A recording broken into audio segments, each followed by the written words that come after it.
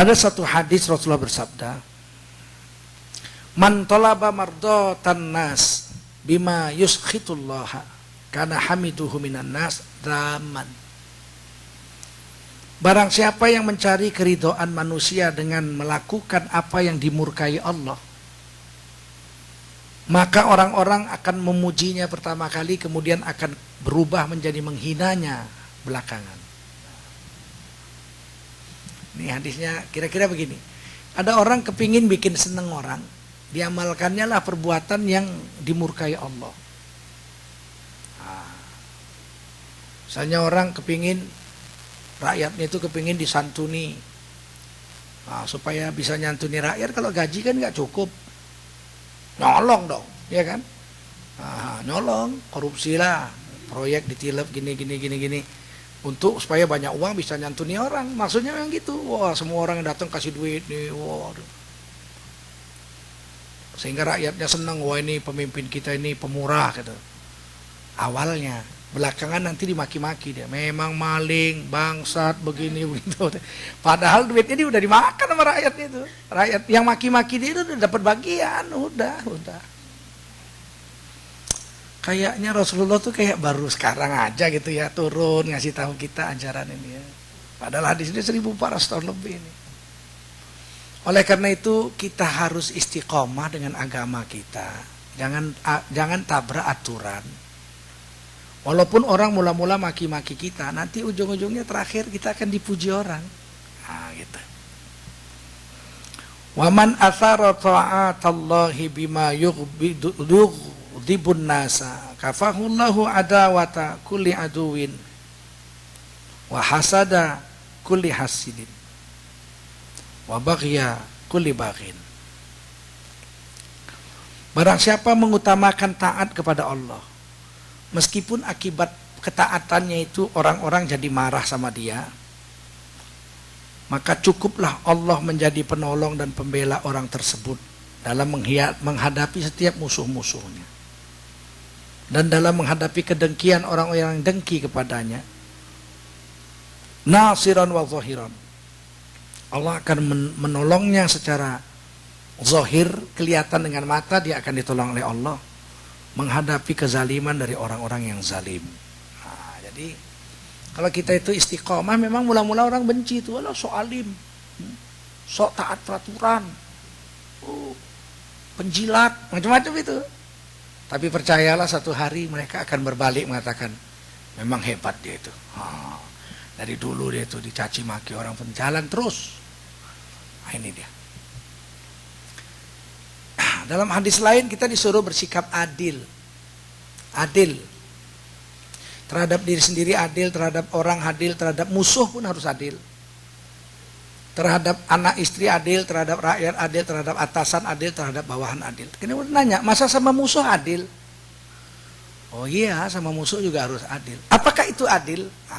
Rasulullah meletakkan satu ta'rif adil itu. Definisinya adil adalah meletakkan sesuatu pada tempatnya. Adil itu sederhana sekali, Nabi bilang, letakkan sesuatu pada tempatnya, maka kita telah berlaku adil. Seorang pemimpin diangkat, itu kan ada aturan tuh, aturan undang-undang, undang-undang dasar, undang-undang negara, peraturan pemerintah, kan gitu ya. Terus kalau di Indonesia itu dulu ada GBHN, garis-garis besar haluan negara. 1 tahun ini apa yang akan dibuat, apa yang akan dibangun, duitnya dari mana, sumbernya, semua ada itu ya. Apabila dia taati undang-undang dan GBHN ini dia taati, meskipun seluruh rakyatnya nggak suka sama dia, sebetulnya dia adil. Oh ini nggak enak nih pemimpin ini, tapi dia taat. Aturan itu sudah kita gariskan, sudah kita sepakati bersama gitu. Itu ada GBHN, ada undang-undang, undang-undang dasar, semua peraturan pemerintah. Selama pemimpin itu mentaati aturan-aturan tersebut, meskipun seluruh rakyatnya nggak suka, di sisi Allah dia disebut orang yang adil. Kenapa? Meletakkan satu urusan pada tempatnya. Itu adilnya Islam. Adil lagi kata Nabi, serasi dan seimbang. Adil itu seharasi dan seimbang. Adil itu tidak mesti sama. Justru kalau sama tidak adil. Adil yang sama rata sama rasa itu adilnya komunis. Adilnya orang-orang PKI. Kalau di Indonesia PKI, Partai Komunis Indonesia. Meskipun udah dilarang kan pengikutnya masih banyak sekarang. Anak cucunya masih bangga jadi anak cucu PKI, nulis buku. Aku bangga jadi anak PKI. Di Indonesia PKI belum mati. Partainya dilarang, pahamnya jalan terus. Anak-anak muda sekarang banyak yang komunis, ateis. Pernah singgah ke rumah saya, tidur rumah saya, teman ponakan saya 3 hari. Dia pahamnya paham komunis, buku-bukunya buku-buku Karl Marx segala macam. Saya bilang kok dibaca ini? Oh, kita kan harus punya wawasan. Udah, dia makan, dia minum, dia apa, dia kasih ongkos, nggak terima kasih. Sama saya nggak terima kasih. Saya bukan minta dipuji tuh, kan ada adabnya. Keponakan saya bilang, kamu say thank you lah sama paman saya. Biasanya itu hak sayanya ini semua. Nah, untuk mengambil makanan apa di rumah ini itu hak saya itu. Saya kan rakyat Indonesia, dia kan rakyat Indonesia juga. Dia punya duit itu kan karena saya. Ya, bagaimana bisa didoktrin seperti itu? Anak muda, mahasiswa zaman sekarang berpaham PKI seperti itu. Udah datang ke rumah saya. Saya bilang sama ponakan saya, kamu jangan berteman dengan dia. Ini PKI, ini komunis ini. Oh aneh-aneh om, dia bilang Tuhan nggak ada. Itu kan. Udah itu harta kamu, harta saya, harta kamu. Cobalah ambil hartanya kalau nggak dibacoknya kita. PKI ini kan cuma ngomong aja hartamu, hartaku, hartaku, hartamu. Tapi harta kita diambilnya, harta dia diambil, kita dibacoknya. Bojoku, bojoku. Bojomu, bojoku. Dia gitu. Repot kita sama PKI ini. Dan ini di Indonesia berkembang. Tokoh-tokoh muda PKI sudah mulai menghidupkan PKI. Bahkan mau mencabut TAP MPR nomor 20 tentang pelarangan PKI itu. TAP MPRS. Tahun 66 nomor 20 tentang pelarangan PKI itu. Partai terlarang itu kan, dilarang, nggak boleh, mau dicabut supaya bebas. Sedangkan diajari agama aja orang Indonesia masih rusak begini. Handphone masih hilang di masjid. Apalagi PKI semua. Gitu. Nah, PKI mengajarkan adil juga. Adil menurut versi PKI. From the point of view of communism, adil itu sama rata sama rasa. Sama rata sama rasa. Makanya gaji jenderal dengan gaji kopral di negara komunis sama. Sama. Jadi jenderal karena fungsinya jenderal, kopral sama fungsinya, tapi gajinya sama. Jadi makan semeja, kopral bayar sendiri, jenderal bayar sendiri, sebab gajinya sama. Nggak ada traktir-mentraktir di negara komunis, mana ada begitu. Nah kalau Islam, justru kalau sama rata sama rasa itu kezaliman. Contoh, kalau nggak dikasih contohnya nggak cocok ya, nggak paham ya, susah paham. Gini, kalau kita mau buat kopi, air kopi, maka kita ambil air segelas. Air segelas.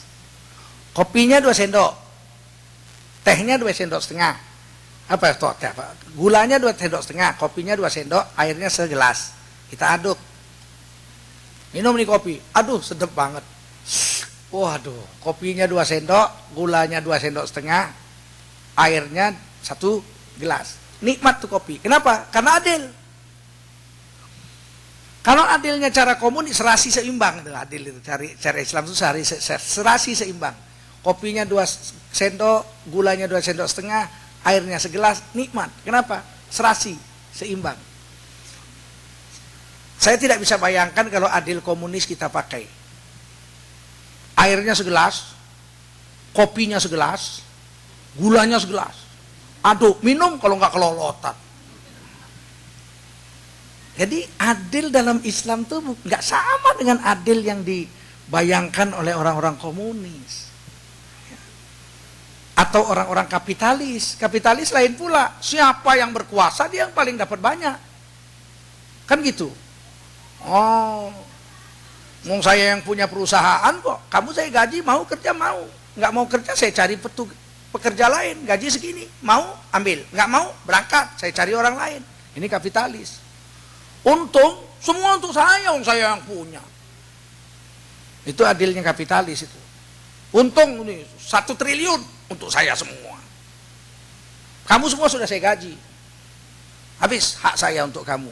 Nah, hak kamu untuk saya habis, tutup. Kewajiban saya gaji habis. Kalau Islam tidak boleh. Kata Nabi, jangan biarkan pekerjamu tidak memakan hasil karya tangannya. 1400 tahun yang lalu Nabi sudah bilang begitu ya. Jangan biarkan pekerjamu tidak memakan hasil karya tangannya. Bukan gaji, kalau gaji udah ada hadisnya. Yang lain lagi, bayarlah upah pekerjamu sebelum kering keringatnya. Dan janjikanlah berapa upah dan jelaskan pekerjaannya sebelum pekerjaan itu dimulai.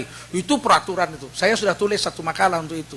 Hadisnya sudah saya cari, dari kitab-kitab hadis sudah saya cari. Kata Nabi, kalau mau kerja, Bapak mau kerja sama saya? Ya, pekerjaannya ini Pak, ini. Sudah Pak? Sudah. Berapa lama Bapak bisa kerjakan ini? Kira-kira 2 hari Pak. Oke, gajinya berapa? Saya gajinya 2 hari itu 100 ribu lah Pak. Terlalu mahal, saya nggak kuat kalau gaji itu. Bisa kurang? Oke. Saya mau 70 ribu Pak. Baik, 70 ribu ya. Ini pekerjaannya, gaji 70 ribu. Oke, silakan kerjakan. 2 hari, bayar. Selesai pekerjaannya, bayar. Kurang dari 2 hari, kalau pekerjaannya selesai, bayar 70 ribu. Sebab janjinya begitu kan? 70 ribu. Sebelum kering keringatnya. Jadi harus dijelaskan pekerjaannya apa, berapa upahnya itu harus jelas. Tidak boleh ijon. Ijon itu gini, kau kerjakan semua, nanti gajinya aku yang netapkan. Wah, nggak bisa. Tiba-tiba kerja semua, 1 hari udah selesai kok, gajinya 50 ribu. Padahal kalau kita sendiri yang mengerjakan, sebulan nggak selesai pekerjaan itu. Karena kita nggak profesional kan. Jadi tidak boleh dalam Islam. Adil itu harus dijelaskan dulu. Gajinya itu berapa?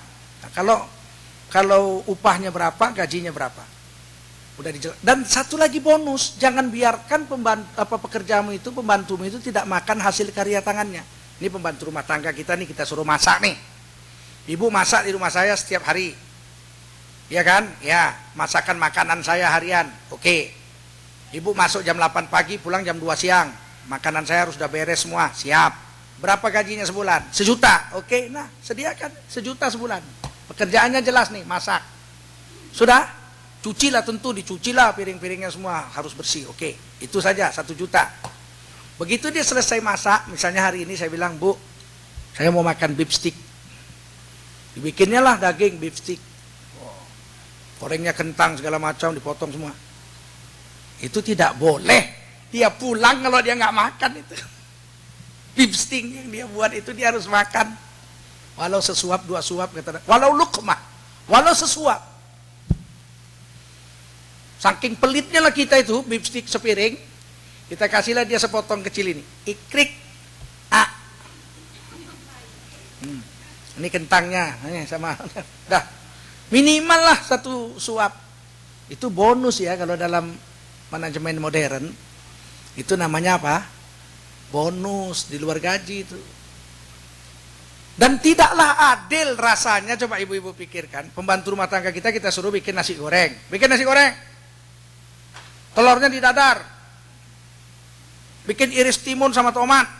Terus kasih emping. Terus goreng ayam. Pahanya untuk saya. Ya, dia pun kerja. Goreng, cek, tuh. Kita, thank you, kita makan. Dia ngeliatin gitu. Pantas enggak? Oh, dia kan sudah saya gaji. Iya, dia udah kita gaji. Tapi Nabi mengatakan tidak layak. Jadi jangan sampai pekerjamu itu tidak memakan hasil karya tangannya. Kan sedih sekali ya. Dia bilang, Mama, kata anaknya di rumah kan, Mama udah pulang. Iya, nak. Mama, bau apa nih, Ma? Harum sekali. Oh, ini beef stick, nak. Tadi Mama masak beef stick lidah. Enak itu beef stick. Nggak tahu, Mama nggak pernah makan. Bagaimana lah manusia. Jadi adil itu tidak sama rata sama rasa, tapi serasi dan seimbang, seperti bikin itu. Bu, kalau ada orang suami, istrinya 2. Istrinya 2. Istri pertama anaknya 5. Istri kedua belum punya anak. Istri pertama dikasih belanja sebulan 5 juta. Istri kedua belum punya anak, dikasih belanja sebulan 5 juta. Sama kan? Adil apa enggak? Enggak adil. Sama itu tidak adil. Terakhir, saya sampaikan. Kalau seorang ibu meletakkan makanan di atas meja, dia bikin makanan itu tempat nasinya itu dari bambu, tapi memang tempat nasi, orang akan makan dengan lahap. Tapi kalau dia beli pispot, biar baru dari toko, diletakkan nasi di situ, tidak ada orang mau makan. Kenapa? Karena ibu meletakkan sesuatu bukan pada tempatnya. Ibu tidak berlaku adil. Demikian kita sambung nanti setelah selesai sholat maghrib. Wassalamualaikum warahmatullahi wabarakatuh.